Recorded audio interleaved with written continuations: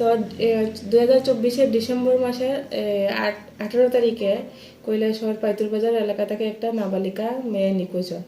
সেই মোতাবেক ওই মাসেরই 20 তারিখে তার বাবা থানায় একটি লিখিত কমপ্লেন করে। তো লিখিত কমপ্লেন করার আজকে প্রায় আমরা 24 দিন পর আমরা নাবালিকা মেয়েটিকে আমরা আগরতলা তুলাবাগান এলাকা থেকে সিধাই পিএস এর আন্ডারে ওইখান থেকে আমরা আজকে রিকভারি করে আমরা থানায় নিয়ে এসেছি। কাউকে কি গ্রেপ্তার করা হয়েছে?